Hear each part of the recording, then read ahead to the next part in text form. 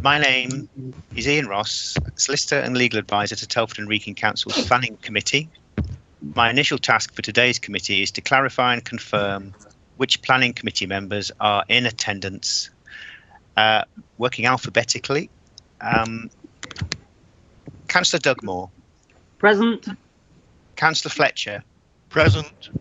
Councillor Jawar. Present. Councillor Jones. Present. Councillor Lavery. Present. Councillor Scott. Present. Councillor Smith. Here. And Councillor Turley. Present. Thank you very much indeed. And now to assist, I'd like to clarify and also confirm which Telford Wrekin Council officers are also in attendance in this remote meeting. Valerie Hume, Service Delivery Manager for Planning. Present. Andrew Gittins, Area Team Manager. Present. Mark Turner, Area Team Planning Manager. Present. Jane Clark, Democratic and Scrutiny Officer. Present. Maria Altonell, Democratic and Scrutiny Officer. Present.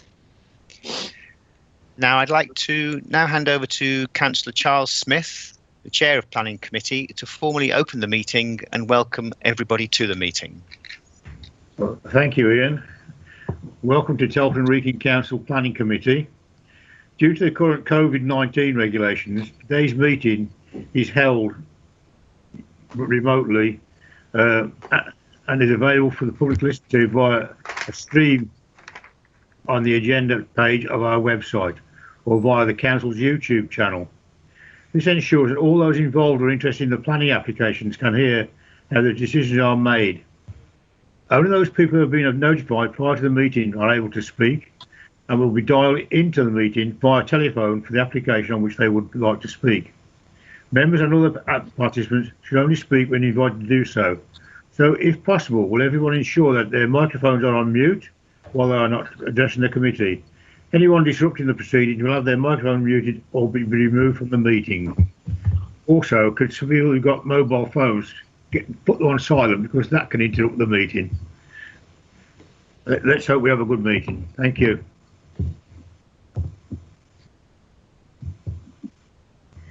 We now go down to item 1, apologies for absence. Are there any apologies for absence at all? Anybody missing? Yes, Chair. We've got apologies from Councillor Middleton and Councillor Lavery will be subbing.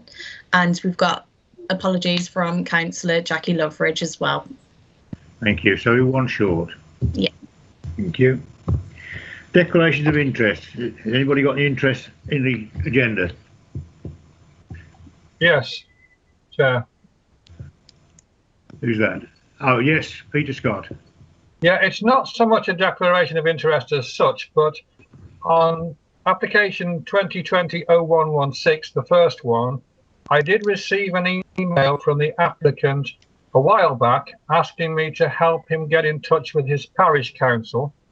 I've had no other input into it. I've got an open mind and I've got not predetermined, and I have no interest whatsoever in the application. It's just that the email's out there, so I want it to be known that I'm not trying to hide anything. Thank you, Peter. I don't think that's a problem. You're doing your normal ward work. Well, there you go. Any other interests? Declarations? No? We now come to item 3 then. Minutes of the previous meeting. Somebody move and second to correct record? Move. Seconded, yes. Okay, can the Democratic Service people undertake the roll call, please? Yeah. Councillor Dugmore. 4. Councillor Fletcher. 4. Councillor Jawar. 4. Councillor Jones. 4. Councillor Lavery. He wasn't there. No. Councillor Scott. 4. Councillor Smith. 4. Councillor Turley. 4. Okay, so that's unanimous 4. Thank you. Item 4 then is the deferred withdrawn applications. Are there any deferred applications? No, Chair. No. Thank you. Obviously got no site visits. No, Chair. Right, item 5 then is the application for determination. The first one is PwC 2020/0116 Yew Tree Manor, Pave Lane.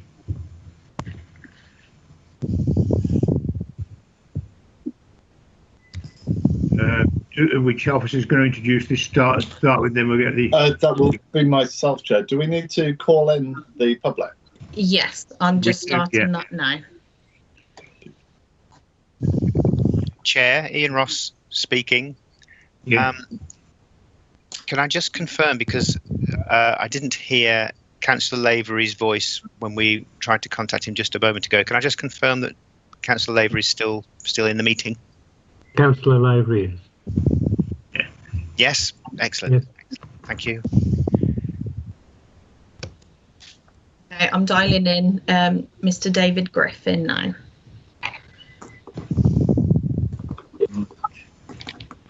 Unknown participant is now joining. I just hear Hello? Lavery's voice just a moment ago. Can I just confirm that Councillor Lavery is still in the Councillor Lavery.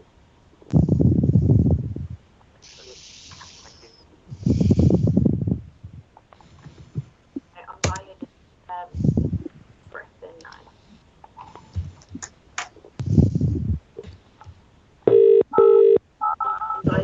Unknown participant is now joining. Hello? Hello, David Griffin. Hello? Is that Hello, David Griffin.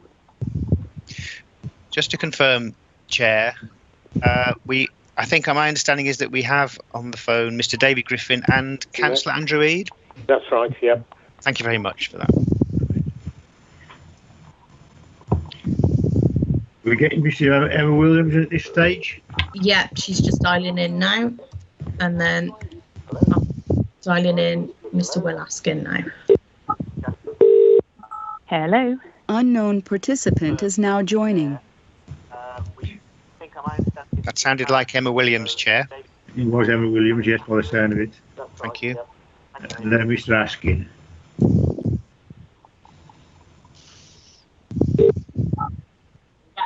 Unknown participant is now joining. Hello? Unknown participant is now exiting. Have we... Maria, are you able to clarify who's just left? Yeah, that was Mr. Will Askin. I'm going to dial him in again. Thank you very much. Ask him to stay.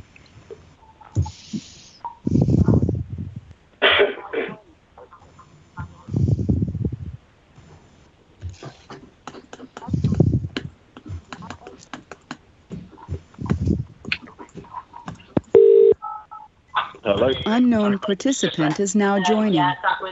Hello? Is that Mr. Will Askin speaking? It is, yes, yes. Thank you very much for joining the planning committee. If you could just hold for a moment, and the chair will continue with the process of the committee. Okay, Right. thank you. Welcome, Mr. Griffin, Mr. Eade, Councillor Eade, Mrs. Williams, and Will Askin. Can you just stay quiet for a minute while I ask the officer to briefly introduce the report, and when he's done that, we'll ask the speakers to come in one by one. Thank you, Chair. So this application seeks full planning permission for the creation of a menage on land adjacent to Yew Tree Barn and the neighbouring property Yew Tree Manor. The site is located within the rural area of the borough, and as such, the creation of a menage is considered to be acceptable, as it is associated with activities typically found within the rural area. The site is located within the rural area of the borough, and it is a rectangular area of level surface used for the training and riding of horses all year round and in all weather conditions. The menage with this application would measure 40 by 20 metres and would be enclosed with a 1.3 metre close boarded fence. The menage is for the use of the applicant and their family and would allow them to ride their horses all year round, including the winter months when the field would typically be unsuitable for riding. The horses which would be trained in the menage live in the stables on site at the applicant's property. The menage is not proposed to be used on a commercial basis, and there would be no visitors to the site for business purposes to use or train. A condition would be included on the consent to restrict its use. Thank you, Chair. Thank you, Mark. Can I call in Mr. David Griffin, please, from the Parish Council? Chair, may I just mention something? It's Ian Ross in Legal Services here. Just one of the public speakers, we understand, has got the YouTube feed going on in the background, and it's causing a little bit of feedback for some people. I'm wondering if the YouTube feed can be muted. Did anybody hear that? The speakers? Yeah. It sounds a bit better straight away, actually. Okay. Mr. David Griffin, please. You've got 3 minutes, David. Thank you. Thanking you for allowing me to represent Chetwynd, Aston and Woodcote Parish Council during this planning committee meeting. The Parish Council policy is to maintain an unbiased approach to all planning applications to view them on their merits. I visited the site with fellow councillor Bridget Page on the 23rd of February this year and could understand the need for a better surface for the applicant's daughter to continue her training on. After that meeting, we continued then on to have discussions with the owners of Yew Tree Manor to hear their concerns. At this point, the Parish Council objected to the proposal because we felt insufficient information was available on the initial documents included within the planning application to make an informed decision. These initial objections are included in the planning officer's report. We requested further detailed information from the applicant regarding sections across the proposed menage so the true impact on the views from Yew Tree Manor could be assessed. As an engineer, I was concerned that no drawing showed the location of the menage referencing an existing feature, leaving the possibility of the location of the menage to move. This is still the case today. The Parish Council is currently neither for or against this application, but feel that every effort should be made to minimise the impact on the occupants of Yew Tree Manor if it gets approved. We would like to know the implications of turning the menage through 90 degrees or the relocation of the menage to the other field owned by the applicant to the south of the proposed location, when the distance between it and other properties would be double that of the proposal. The proposed conditions on usage and lighting are the minimum we would expect to be applied if the application is passed, and we'll look to have the proposed hedge started as soon as possible, even before the groundworks of the menage, to begin shielding work from Yew Tree Manor. Thanking you for this opportunity to make these comments before you make your decision today. Thank you, Mr. Griffin. Councillor Reid? Yes, thank you, Chairman. We're going to have to stop meeting like this, I think. 3 minutes, Andrew, you've got. Thank you, Charles. Firstly, I'd like to deal with the planning policy considerations applying to this application, and to start with the landscape character of the proposed site. It's acknowledged and accepted by the planning officer that the landscape character of the proposed site will in fact change. Now that is a clear policy contravention with Planning Policy BE1, Sections 1 and 2, which state that the development should respect, respond positively, and enhance the built and natural environment. In addition to this non-compliance, caused by putting a menage on a very steep slope, as you can see, it is the impact on the neighbouring property which causes the biggest breach and greatest concern. I do question the term steady slope used in the planning report, along with the assertion that an excavation of less than 1 metre would be required to level it. I don't accept that. Of all places that the menage could be located, this application seeks to place what is described in the officer's report as a large addition to the site right in front of a neighbouring kitchen window.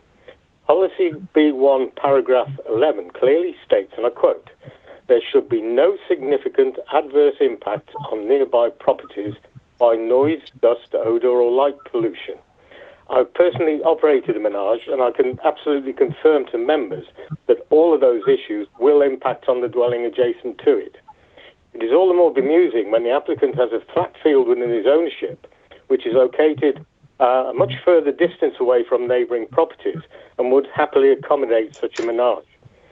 We should remember that our planning policies are in place not only to encourage and control development, but also to protect our residents from harmful and inappropriate development.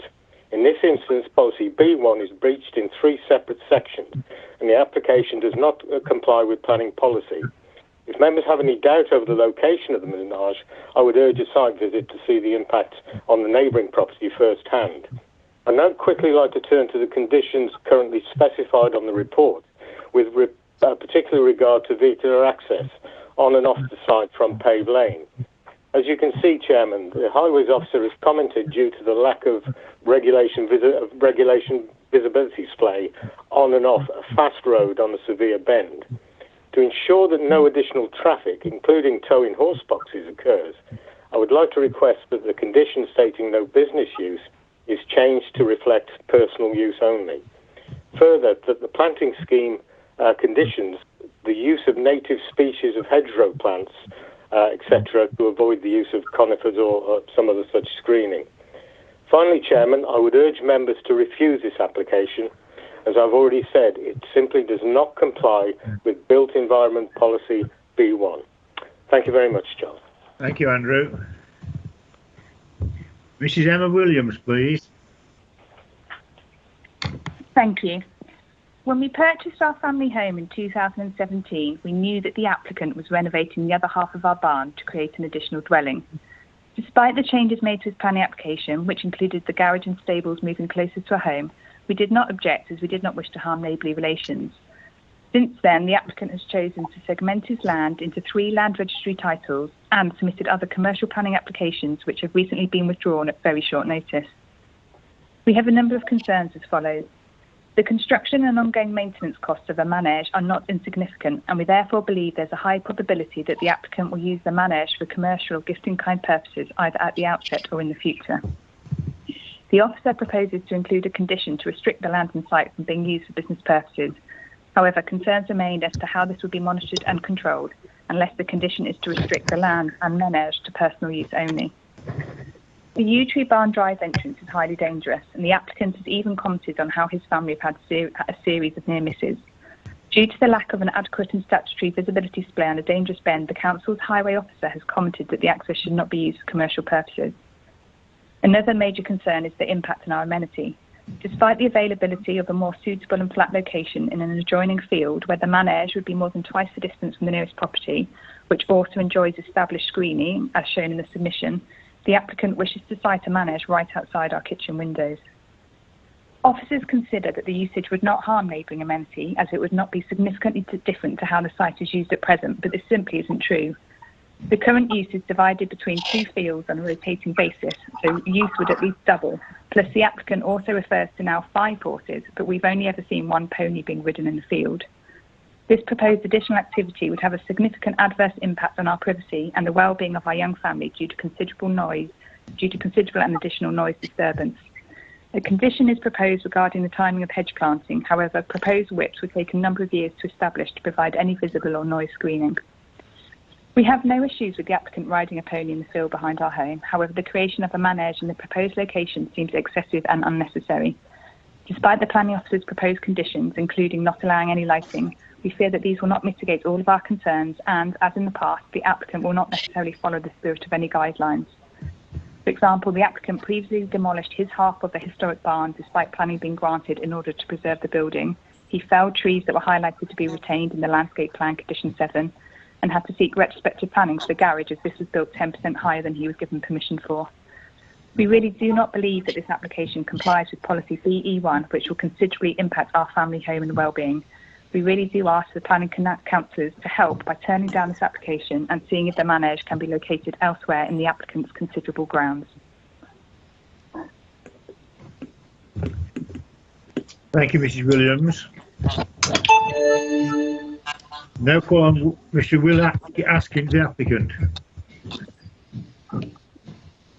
Hello. Planning have factually answered all the technical detail behind the decision to support, and I would add that there have been 6 vastly more substantial developments immediately adjacent to Lillishall Hall Park in recent years, most notably a 150,000 square metre intensive poultry unit carved into an existing hillside. Both my wife and daughter are dedicated horse riders, and my daughter Connie has ridden since she was 18 months old. She has qualified for several nationals last year, but needs this facility to progress any further. Since the Williams moved in 3 years ago, she was always practising this exact location without any complaint to loss of amenity, noise or light pollution, or request to reduce activities. Horses were always schooled, lunged and jumped without complaint. I've even seen the Williams at the fence watching with their daughters as she practices. We can therefore evidence that riding a horse does not warrant the disturbance they reference. Above all, try telling a driven 11-year-old that she can't ride due to ground conditions when her only passion is riding. As a father, my number one priority is a safe and private environment for her to practice. We've already had 3 pins and 10 days in hospital, which wouldn't have happened if she was using an arena. And on Sunday, she fell off and face planted hard ground. She now has substantial grazing and bruising, but this could have been considerably worse.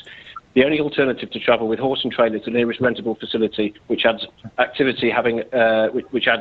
to the activity having loaded up at each end. This would create significant equine-related traffic from the entrance of our property, something else that the Williams has always objected to. Since submitting this application, a number of objections have been made regarding visual amenity, lighting and access to the public. In response, we've made numerous amendments and provided endless clarifications. To protect the visual amenity of Yew Tree Manor, we've proposed a new 2-metre high hedge to screen the entire arena. It cannot be seen from any ground floor accommodation or from any of the external gardens or grounds. The location of the arena will also be slightly excavated, reducing its elevation profile of horse on rider, further minimising the impact of its use. The enclosing fence is reduced by 20%, and we have no intention to install floodlights. We have no intention to allow any access to the general public. As a consequence, there's no loss of amenity, there's no loss in privacy, and there's no increase in disturbance. Remarkably, the neighbours have suggested that the arena would be acceptable to them if it was sited on another field, literally a stone's throw away. I would highlight that with the exception of loss in amenity, which I believe we have now fully addressed, all objections to date are still entirely relevant, being slope, landscape and setting, and will question their motive for such a proposal. I would emphasise that we have at length investigated siting the arena on the other field to the west of the property, but concluded as follows. This would now impact 6 dwellings as opposed to 1. The arena will be visible from the pub and parts of its beer garden and car park. The field is historic ridge and furrow with a recorded interest from Newport Archaeological Society. In summer, the proposed site exacerbates a crippling condition of laminitis and can't be grazed by 3 of the horses due to the richness of the grass. In addition, due to high sand levels, previously had a horse put to sleep as a consequence of sand colic from grazing on the proposed field. The alternative site is old pasture and prime grazing that's allowed us to release the horses to it all year round. We do not want to lose 50% of it. This is a key contributing factor to the site and why we are maintaining the alternative field for grazing and sacrificing the proposed field for the practice arena. Furthermore, it is a matter of record that 34 applications for arenas ranging from small personal use such as this. Sorry. Hello? Hello. Can I finish or is time up? I'll give you 10 seconds. There's been 34 applications in Telford and Wrekin. 1 was rejected because it was combined with a detached 5-bed double garage. 1 was withdrawn and 32 were granted. The planning officer in this case has considered all the many objections and following our amendments has made judgment based on clear planning policy. The location of the arena is that of the least impact and absolutely causes no harm to the character, heritage or local amenity of the area. Thank you, Mr. Askins. Thank you. I now come back to the unknown participant is now exiting. Right. Come back to the planning officer. Mark, do you want to comment? Thank you, Chair. So the council's internal consultees, including highways, drainage and ecology, have raised no objection to the scheme. Objections have, however, been raised by Chetwynd, Aston and Woodcote Parish Council and neighbouring properties. With regards to the location of the menage and possible alternative locations that have been suggested, the local planning authority can only assess the current scheme and cannot assess the suitability of other locations. Concern has been raised regarding the topography and altering the landscape character. It is acknowledged that the land will need to be altered to accommodate this. However, the changes are not considered to be significant. Partial cutting into the east side of the site would be required of up to 0.9 metres and some infilling of 0.7 metres to the west side. The infilling would be done with the material taken from the east side to soften the visual appearance. A 1.3 metre fence will be erected around the menage, which would also retain earth where required. It is not considered, therefore, that the change in topography will impact the character of the area, as the site is secluded and menages are a common feature within a rural context. With regard to traffic, the site would be for the applicant's use only, so no additional traffic would be created. The highways officer has no objections, subject to there being no business use associated. With regard to neighbouring amenity, the property in close proximity is Yew Tree Manor. There would be between 13 to 15 metres between the rear garden boundary of this property and the closest part of the menage, which is considered to be an acceptable distance, taking further account of the separation from the house to the boundary. The land level changes also would not result in any impact of overlooking or loss of privacy to this property. The applicant has also agreed to plant a hedge along the boundary for additional screening. With regard to the accuracy of the plans, a site visit was undertaken last week by the case officer, who verified the plans with the land levels and confirmed that these are now accurate and showed the required changes. As has been noted, there were 2 associated applications and an adjoining piece of land to the west submitted to the local planning authority by the applicant. One was for a glamping pod and the other for a classroom, and those have now been withdrawn. As a point of clarification to the suggested conditions as outlined within the committee report, it is proposed to change the phrase "no business use" to "personal use only," and in respect of the new hedgerow, it is proposed that the details are to be submitted to the local planning authority and that the species of this be native. Overall, the scheme is considered to be suitable for its location and appropriate for the personal use of the applicants and their family. The recommendation therefore remains as outlined in the report to the committee, which is to grant full planning permission subject to the noted conditions as amended. Thank you, Chair. Thank you, Mark. It's now open to the members, and I noticed Peter Scott has indicated he wants to speak. Thank you, Chair. Yes, I did. Although the questions I had have been answered really through the application, the speakers and the officer there.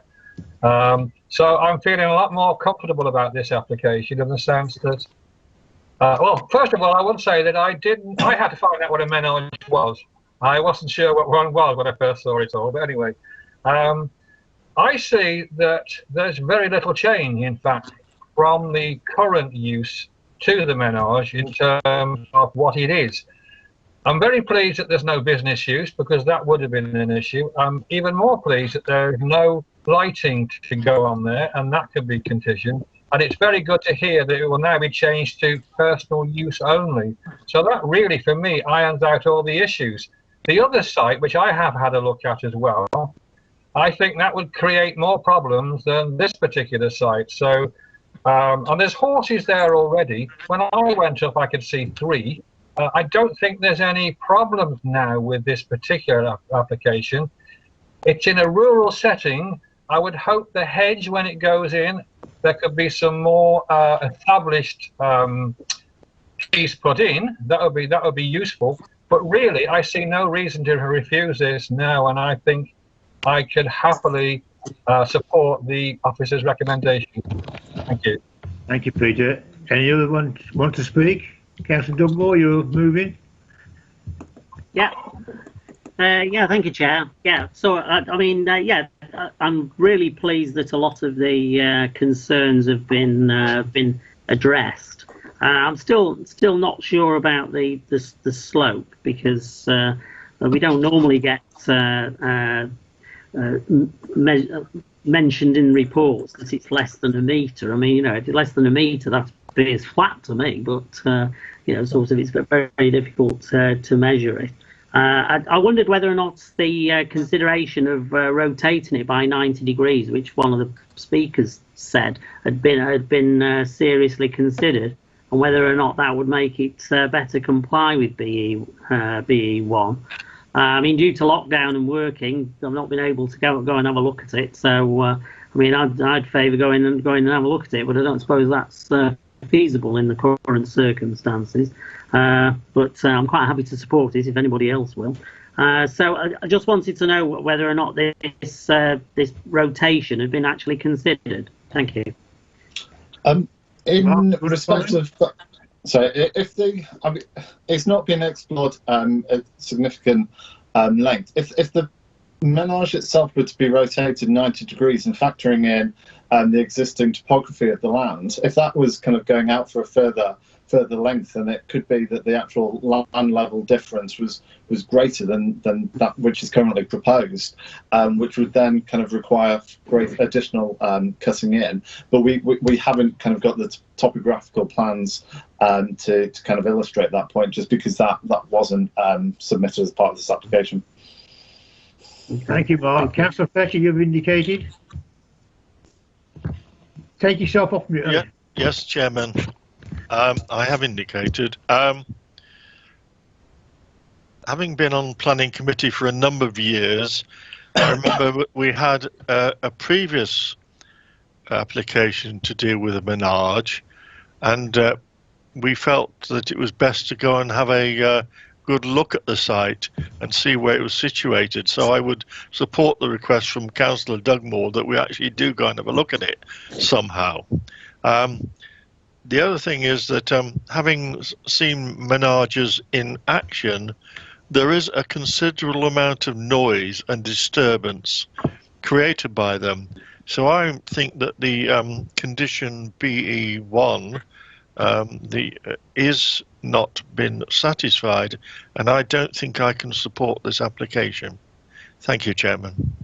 Thank you, Ian. Any other one? Anybody else want to come in? No? Will somebody move the recommendations or otherwise? Move, Chair.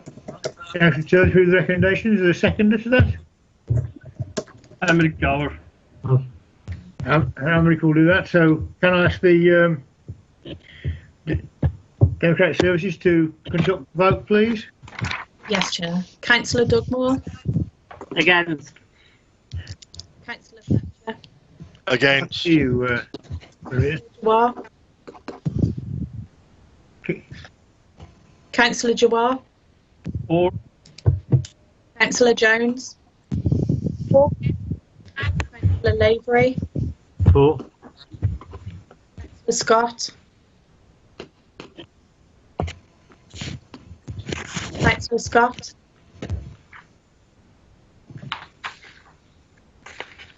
For. You got me?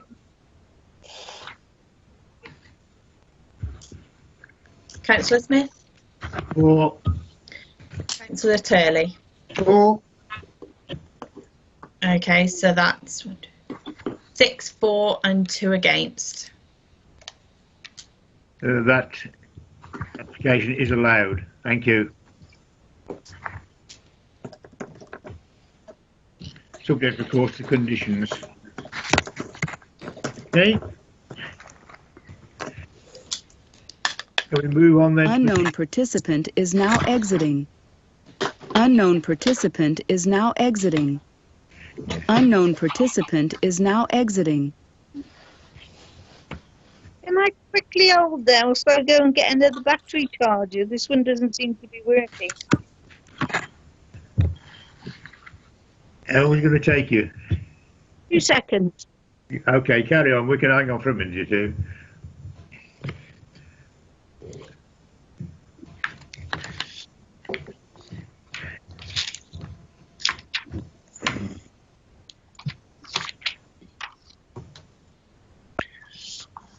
Chair, maybe this is an opportunity for Maria to contact the public speaker. Yeah. I'm just dialing Councillor Hoskin in now and Mr. Matt Wilcox.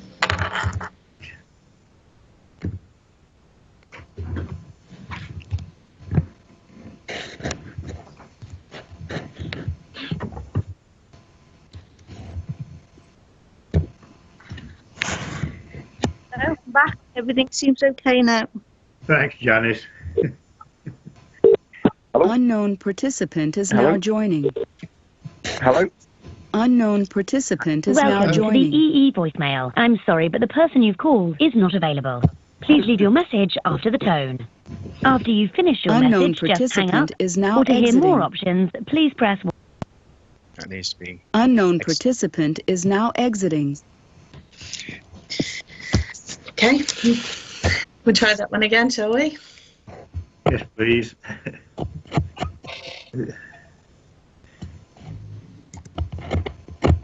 For those people who are looking at the reports, it's page 25 of the report.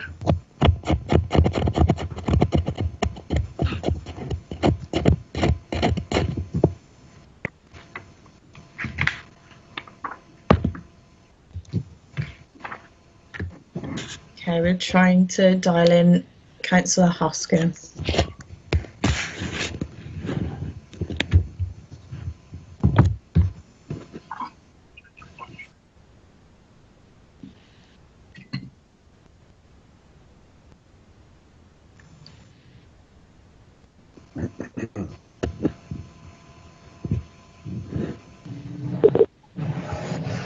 Unknown participant is now Welcome to joining. the EE voicemail. I'm sorry, but the person you've called... Okay, so Unknown participant is now exiting. Councillor Hoskin, we don't seem to have an answer for, so I'm going to try Mr.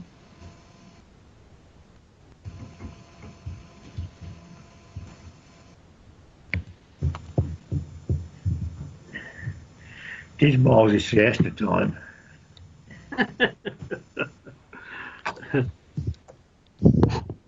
It's most likely that they're actually phoning his mobile and it's going straight to answer phone. Most of them do. It's a wonderful system, man.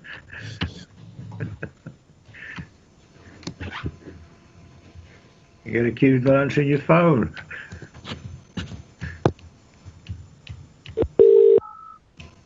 Unknown participant is Hello? now joining. Hello? Hello, is that Mr. Matt Wilcox? Speaking. Okay.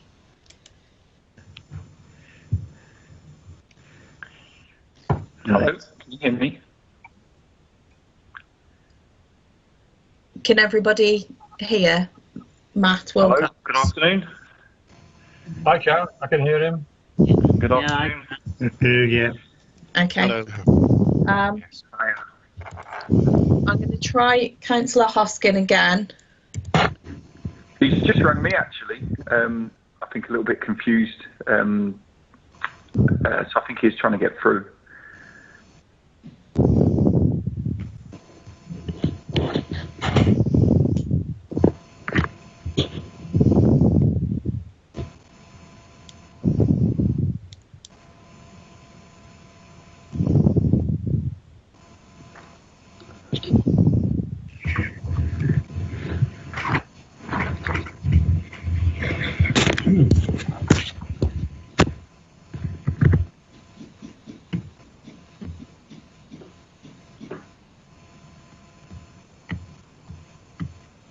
Unknown participant is now Welcome to the joining. EE voicemail.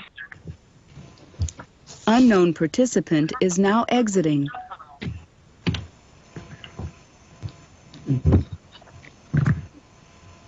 Charles, Chair.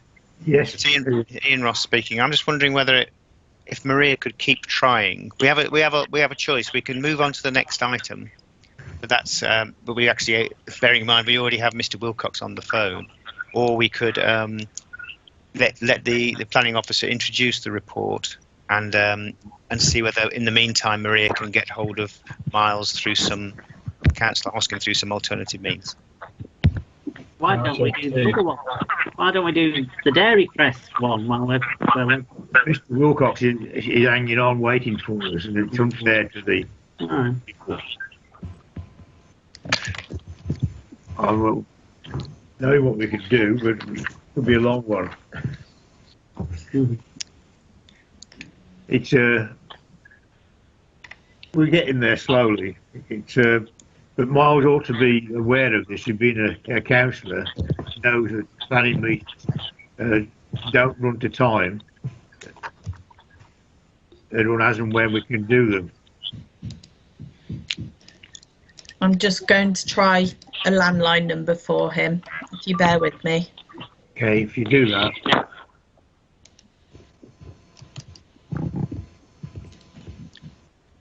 Chair, Ian Ross speaking. Yes, Ian.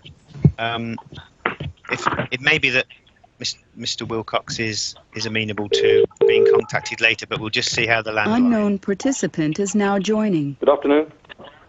Is that Councillor Hoskin? It is. Welcome to the Planning Committee, Councillor Hoskin. It's Ian Ross, Legal Advisor, speaking. Hello, Ian. Hello there. I'll hand over to Charles Smith, Councillor Charles Smith, to carry on chairing the meeting. Thank you. Thank you very much. Welcome to Miles Hoskin and Matt Wilcox. Can you just hang on a bit while we get the report underway? Good afternoon, Mr. Chairman. Good afternoon. Don't disappear again, Miles. Mark, are you presenting this? It's me, Chair. It's Andy Gittins. Andy, okay, Andy. Thank you. So thank you, Chair. You helpfully directed members to page 25 of the agenda, where the report sits. This is a proposal for a change of use from a dwelling to for a home for the care of up to 3 children. The property has recently been constructed, which is yet to be occupied. As we know, the application has been called in at the request of Councillor Miles Hoskin, who is here to speak, and at which point I'll hand over. Thank you, Chair. Thank you. Councillor Hoskin, you've got 3 minutes to make your point. Thank you, Mr. Chairman. Mr. Chairman, I'm asking the committee to defer this application because of the ongoing problems and the issues with the watercourse and the drainage, which have not been resolved and are subject of a legal issue which is ongoing. Also, Mr. Chairman, the said property was passed by the council to be built and maintained as residential, not a business. Furthermore, it does not sit on a safe road, which is a main artery into Telford. The property is a new build, and because of present economics, was sticking on the market. And I believe that the builder needed a quick sale, and this inadvertently led it to being purchased by a business. Has the council considered the implications of the disturbance, safety, and above all, the concerns of the whole length of Holyhead Road, whom, Mr. Chairman, were not consulted completely? Specifically with the ongoing legal issues of drainage, the lack of consultation, the nature of the established residential area, the dangerous road and the protection of the residents, I believe your committee should defer.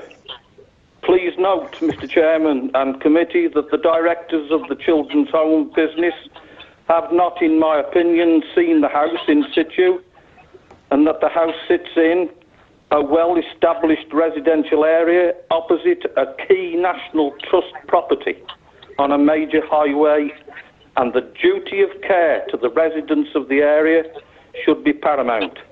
And I submit all these facts and ask for refusal or at least a deferment for all the legalities to be concluded. I have experience of many cases over the years of the different wards I've represented and can relate very disturbing facts when placing children in homes of residential areas. Furthermore, the bullet points that I will raise to you, drainage and the legal ongoing cases, is a very major point to the individuals that live in the surrounding area and especially next door. There are significant problems with watercourse, and of course, Mr. Chairman and committee, that is ongoing through solicitors and legality. The change of use to a business, I believe, in this particular area is terribly wrong. Consultation didn't take place with the great number of people living in Holyhead Road. The care in the community is being hurt. The road itself is so well used even now that there are major roads being built in the area. The vehicle increase and the number of cars that will be going onto that particular piece of ground would have to reverse on, many of them would have to reverse onto a main road and a main highway. Time's up, Miles. Time's up, sir. Can I just say, I ask the committee to defer or to completely refuse, and say to you, sir, keep well and keep safe. Thank you, Miles. Mr. Matt Wilcox, please. Do you want to make your submission for 3 minutes? Yes, please. I'd very much like to do that. Okay. Let me know when you're ready. 3 minutes. You're starting now. Okay, thank you very much. So, thank you very much for the opportunity to speak on behalf of Unity. We are a good and outstanding provider of residential care and have been since 2010. We've provided amazing outcomes for the children of Telford in our properties that are located from as far north as Cheshire East all the way down to Telford. In response to the points that the councillor raises, in relation to the water issues at the back, that will be dealt with as it would normally be dealt with via a normal search and survey. We don't believe that there's any serious issues that would compromise the use of that house for the use that we're proposing. So I believe that's null and void. I would disagree that it is being run as a business. While there would be a very small home office there that we would use for report and recording, etc., it would be very much conducive to a normal family environment, so a non-institutional feel. There'd be no signage. We would be very much part of the community. I don't believe that there's issues with the road because highways would have flagged that up. Again, actually, there'd probably be less issues with that as being used as the use that we're proposing. There was no sign of a quick sale. We paid full asking price for this property because we felt that it was an exceptional home that children from Telford and the surrounding areas could use. Because as we're well aware, Telford children are being sent as far away as Scotland for outstanding placements. We are an outstanding provider and we want to provide children from Telford with exceptional homes that they can live and grow up in because we know the issues and trauma that local children are facing, especially in the grips of the current pandemic. The councillor cites other experiences of other care providers. What I'd like to say that he hasn't had experience of ourselves. We are, again, an outstanding provider, and the most recent Ofsted report cited that professionals, including a local authority quality assurance officer, social workers and teachers, praised the quality of care provided by staff. They all commented on the exceptional level of communication, and staffing far exceeds standard practice. We are an outstanding and good Ofsted registered provision. All of our business operations are actually conducted from a central site in Stone, which is located in Staffordshire. The fact that there's a national park or national trust park local is fantastic because our children deserve the same opportunities as normal children who live in a normal family home. Consultation, I believe, was done in a standard way by the planning department, and actually everyone knew about it well ahead of time because there was a separate application, which was Telford's preferred option, which was a licence of lawfulness. I believe the planning department's view has now changed and they prefer a C2 change of use. We're more than happy to do what the local authority want us to do because, again, we will do whatever we need to do within the requirements of your local authority. And in terms of a duty of care, well, what about the duty of care to children from Telford? Because as you are well aware, there are... Your time is up. Apologies. Just finish off.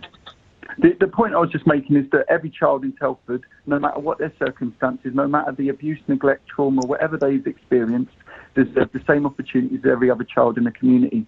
And all we want to do is provide a loving, caring environment with the constraints of our business that make it a fantastic place to live. Thank you, Mr. Wilcox. Thank you very much. Right. Andy Gittin, do you want to come back? I will if I may, Chair. I'm just going to post a picture of the application site just so that you've got some context. Hopefully this works. Have you got that on your screens? No. No. Any joy now? Yeah. Yes. Excellent. There's some have and some haven't. I've got it. I've got it. Yes. Yeah, It's I on got my it. screen. Yeah. Okay to proceed, members? Yes. Yeah. Yeah, thank you. Yeah. So there are no physical alterations proposed to the existing four-bedroom house. I know we've put this in the report, but hopefully this will help. Care will be provided by up to 3 duty carers. 2 will be on duty for overnight stays. They will operate on a 48-hour shift basis with a changeover between 8 a.m. and 10 a.m. in the morning. They'll be replaced by 2 replacements. A 3rd carer will be present in the afternoon from around 2 p.m. until 10 p.m. A manager is assigned and they will oversee operations from one of three places, either on the site itself, from the head office, as the gentleman mentioned, or from one of the other care homes under their responsibility. As such, it's anticipated that the maximum number of staff on site at any one time will be 4 to 5, and that will be during the changeover between 8 and 10 a.m. Just for information, the manager works between 9 a.m. and 5 p.m. So if they are at the home, it'll be between those times. Unless there's a medical emergency, the children will not receive medical care on site. They receive an annual health and fitness check, which is done off-site. They attend school, so the carers will take them to school, and that's when the replacement carers will arrive when the other carers are taking the children to school. The only regular visitors to the house will be social workers. They'll visit the children every 6 weeks. In terms of accommodating the staff cars, there's space to park and turn 7 vehicles, as members can see from the block plan, which is in the agenda pack. This exceeds the Telford Wrekin local plan parking standards of 5 and makes provision for the 2 pool cars, which will be used to transport children to school and to other recreational activities.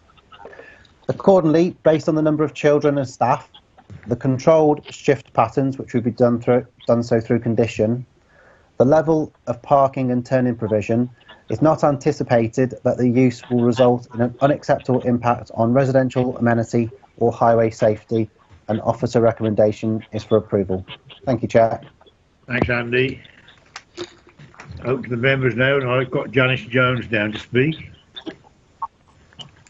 Okay, thank you, Chair. My concerns resolve mainly around the placement of this type of facility being situated in a residential area and the amount involved. We've just had that explained to us, but I'll explain why in a minute. Also, I don't want to prejudice the needs of the children or young people who will be placed in Sunnycroft. I am assuming that they have some difficulties in the past and would therefore like to ask the following questions. Will the children and people be attending weekly therapy sessions? If so, will these sessions be held at Sunnycroft? It is a legal requirement for children and young people to have meetings with social workers, Ofsted visits and other monitoring bodies, including reviewing officers who will regularly visit the property. And often this involves the stability and welfare of the children.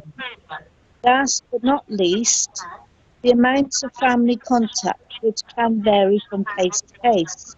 Will this take place yet again at this home? This will inevitably increase the amount of visitors and therefore vehicle access to the property in all instances. I have also noticed that is there no comment from the fire authority or the police. Both of these authorities have to be consulted where there is a facility being set up of this nature. I therefore have concerns for the actual access and the vehicles that will be at the property at any time. Thank you, Chair. Thank you, Janice. Any other councillor wants to speak? Yeah, we've got Councillor Peter Scott. Yeah, very, very briefly, really. I think this is, personally, I think it's being blown out of all proportion. The house itself would be giving out the same problems, if you see them as problems, whether a family of 5 moved in there, you know. There are 3 children we're talking about, between 7 and 17, with enough staff to manage them.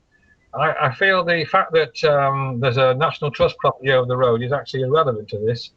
Any issues such as flooding or on the roads, on highways, would be the same if it were used for a standard family. I think there's a lot of concern, maybe it's justified, I don't know, worries about the kind of children that will go in there. That seems to be the fear. But from a planning point of view, I cannot see any reason why this shouldn't happen, because it seems to tick all of the boxes as far as I can see. So from that perspective, I would support the recommendation. Thank you. Thank you. Councillor Dugmore? Yeah, thank you, Chair. Yeah, I mean, there's no question about the integrity of the provider, and you know, sort of, I've seen numerous places like this set into residential, or what were residential housing. What I am concerned about is the flooding, and if we could just have a bit of a heads up as to what's the effect of this flooding, or what's happening, and if this flooding started when this new build house was built, well then how come the drainage was approved, and you know, how come we've got to a situation whereby we've got a new build house and yet there's problems with the drainage? Surely the buildings inspectorate should have been on top of this. Okay, Councillor Ian Fletcher. Thank you, Chairman. I have concerns about the establishment of one of these residential houses in the area where it is. I have recent knowledge of 2 of them in my area, and there have been considerable problems with the number of vehicles going in and out, and also the residents going in and out, and absconding, which involves use of representatives from the social services and the police being involved, and the effect it has had on the neighbours and their amenity. Therefore, especially where this is situated on the main road with all the traffic going along, I think is an inappropriate place to have this establishment situated, and I cannot support it. Thank you, Chairman. Thank you, Councillor Fletcher. Councillor Lavery?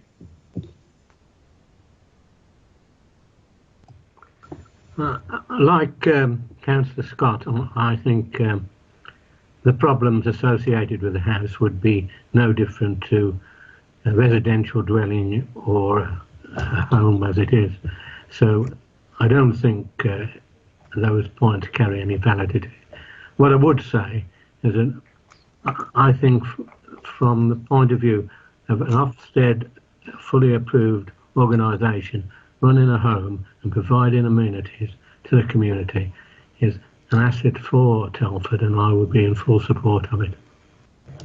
Thank you, Councillor Lavery. Any other comments, councillors? Can I call Andy Gittins back in then, please? Sorry, Chair, I just put my hand up. Just a quickie. Do we know what type of children this particular home will face? Is it physically handicapped? Is it mentally handicapped? Is it you know, is it young offenders? You know, what type is it? Maybe the planning officer can answer that one for you. Yep, thank you, Chair. Just starting with Councillor Jones's questions first. There was a bit of feedback, so I didn't get everything. So if I miss anything, please do let me know. In terms of the Ofsted visits, even if an Ofsted officer were to visit, the worst case scenario is that you'll have the 2 overnight carers there, the day manager, if they're in that day, and which you'd expect when there's an Ofsted visit, and the carer who arrives after 2 o'clock. So even if Ofsted had the 1 vehicle, that would still only amount to 5, plus you've got the 2 pool cars, so you've still got sufficient parking. In terms of the family contact, you'd expect that would be a different time to such thing as an Ofsted inspection, although I think they can be quite unannounced, the Ofsted visits. So again, that's relating to the parking. The fire authority have commented, and they've said about there's 2 different bits really. I think you were quite rightly referring to the company need to get official and separate confirmation from the fire and police authority than they do from a planning perspective. But nonetheless, the fire authority have commented on this application, and they're okay.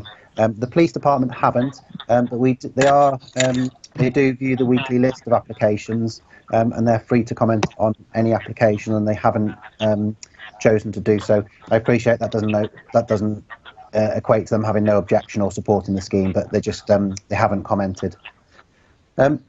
In respect of the flooding, I have to be careful what I say here so that I don't get sued. But it wasn't the new build, this new build that caused the flooding. It was the large estate to the rear, which is for 85 dwellings. Unfortunately, there was a cut-off drain installed within the rear gardens of the new properties, which back onto this and Holyhead Road.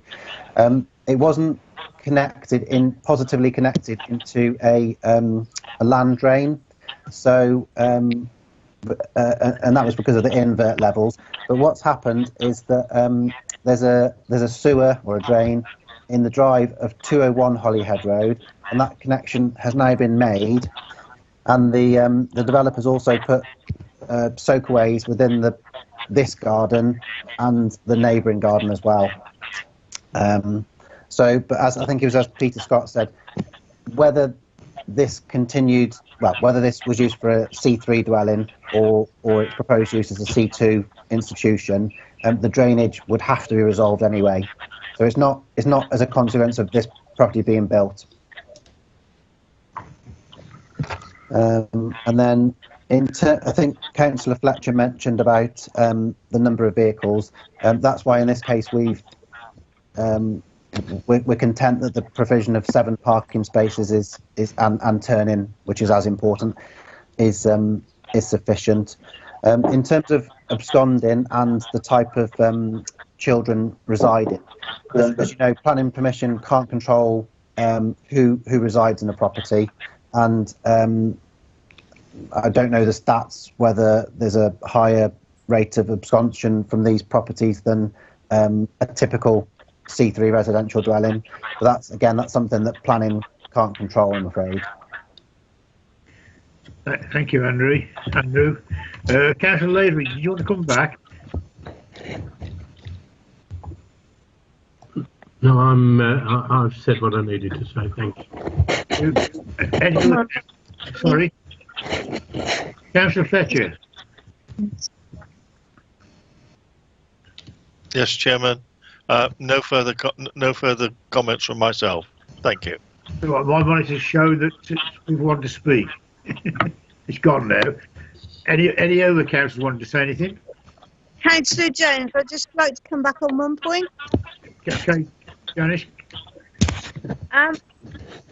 The children and young people are subject to reviews, whether a reviewing officer visits a property, which I believe is 3. During that visit, the social workers present, the staff are present, the managers present, plus any family members that may wish to attend the meeting. So there could be 3 times every few months, and that's dependent on how regular the reviewing officer wants a meeting, where you could have quite considerable amount of vehicles on the property. Would you like me to explain a little bit more about the arrangements, or is it not appropriate for me to speak? No, it's not appropriate for you to speak. Okay, no problem. But I could provide information if the lady would like it. But I understand. No, we've had a discussion. Any other council wish to speak? Anything? It's been moved. Is there a second to that? Second, Chair. Right. Can I ask the Democratic Services then to conduct the vote? Yes, Chair. Councillor Dugmore? Against. Councillor Fletcher? Against. Councillor Jawar? Councillor Jawar? Or. Councillor Jones? Against. Councillor Lavery?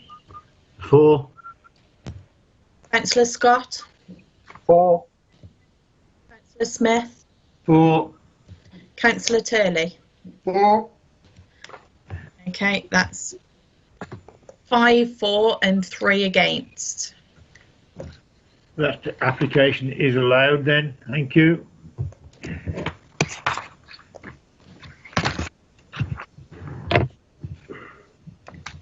Okay. Unknown participant is now exiting. Unknown participant is now exiting. Okay. Could somebody remove the picture off my screen? Yeah, sorry, Chair. I forgot it was on there. Yeah, can I just say at this point that for some reason I've changed my charger, but my device is still not charging. I'm currently on 35%. Well, we'll have to be quick then.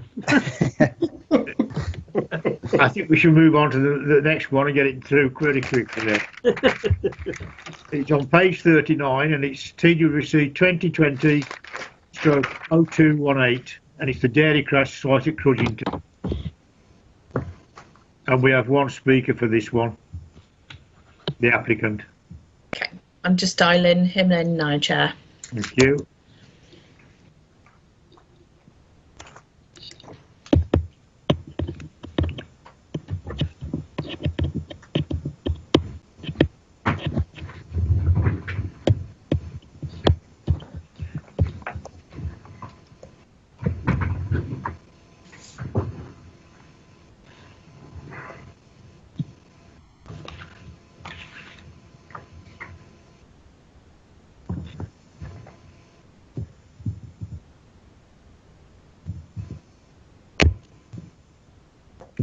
Well, shall we sing a song?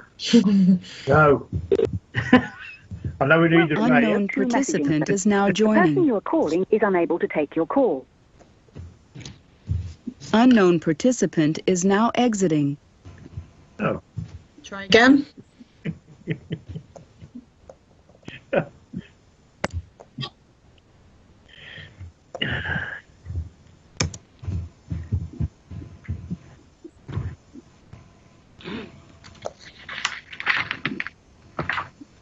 Unknown participant is now joining. Unable to take your call. Unknown participant is now exiting.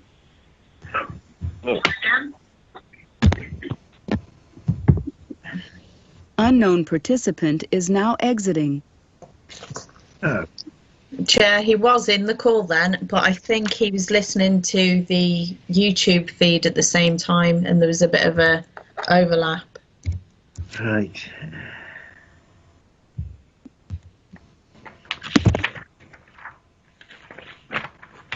We'll do one more try then.